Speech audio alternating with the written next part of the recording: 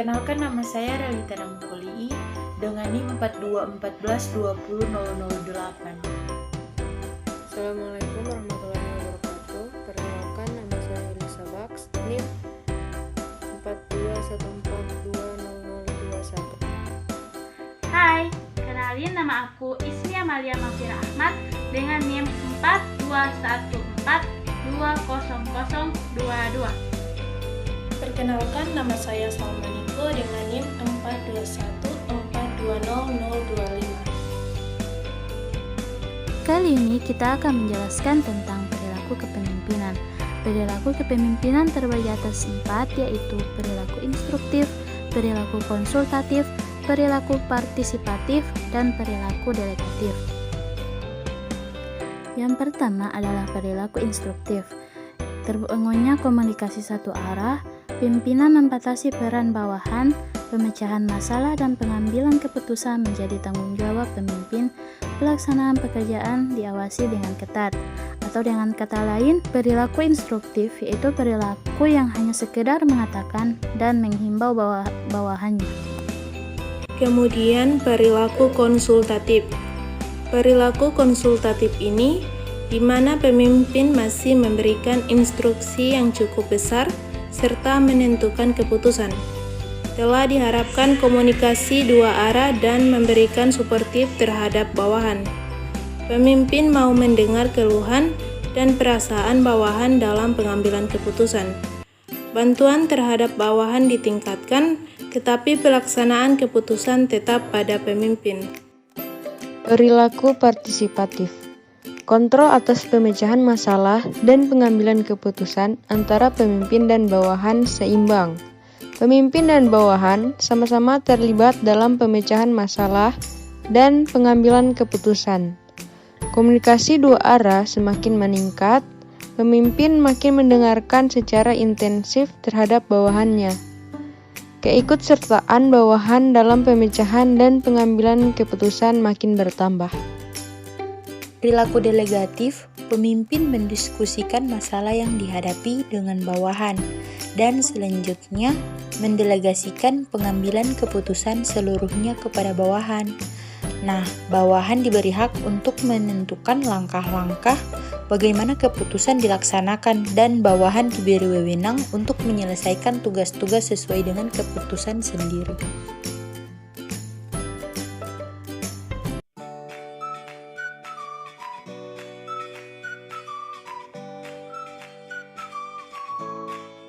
Major milestone for us was when we were walking through Harvard Square one time and saw this popular electronics magazine, and it was kind of, in a way, good news, bad news. Here was someone making a computer around this chip in exactly the way that Paul had talked to me, and we thought about what kind of software could be done for it, and it was happening without us.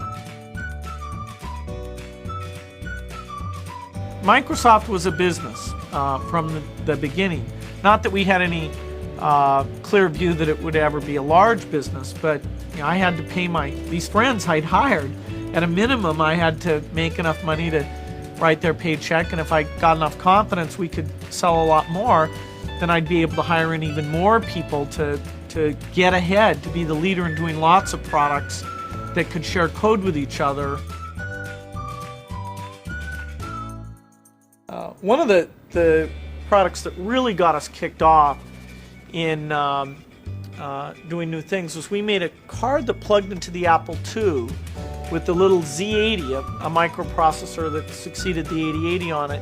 And so it let you run all the business applications that were coming out in this CPM80 world on this machine, which was very high volume. And that was a big success, and let us grow our retail group and even go out and license some products like Flight Simulator and many others that defined a whole new avenue for us. We never saw ourselves as limited in terms of what kind of software we wanted to do, as long as it was software where development talent was the key to doing it well, and that it could be sold in fairly high volumes, which in those days weren't nearly what they are today. We decided that might be a good product for Microsoft. About a year after that, I hired a friend of mine from college, Steve Ballmer, who was very good at hiring people. And so he could see that we had more projects that we wanted to do than we could. And he was able to almost double the size of the company in people every year for the next 5 years. So it really started to change in character, where I had written a high percentage of the code myself until we got to Seattle and reviewed everything that people were doing, to the point where we were setting up a lot of autonomous teams and having to do a lot more in terms of what was our methodology and how did we interview people, just to stay up with all the projects we were going after. When Steve came in, I was spending more time with him because the business side was important, managing and organizing, and what were we going to do about international. And so it was great that Steve was smart enough and personable enough that even though he didn't have a technical background, the programmers accepted him. That was very rare. We really didn't believe non-programmers should manage programmers. And we didn't do that until I think it was 83. Because it was a fast-moving business and all that, we worked very long hours, and we'd go out to movies together. Everybody knew each other awfully well. And up until 1981, Paul and I had owned the whole company, except we'd shared a little bit of it with Steve. And there wasn't much pressure to do anything differently than that. But then around 81, we decided to share some of the ownership in the form of options, and actually brought some of the really strong contributors into that program. Dari tayangan video Bill Gates tadi, bahwa si Bill Gates ini memiliki perilaku partisipatif dalam memimpin perusahaannya. Jadi perilaku partisipatif Bill Gates ini bisa kita lihat saat beliau memberikan kepercayaan penuh kepada bawahannya atau pegawai lainnya. Beliau selalu mendengarkan usulan-usulan dari pegawainya untuk mengembangkan perusahaan yang dipimpinnya.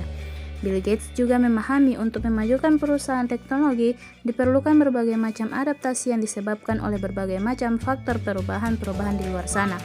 Dengan menerapkan perilaku partisipatif ini membawa Bill Gates sukses dalam perusahaan teknologi Microsoft.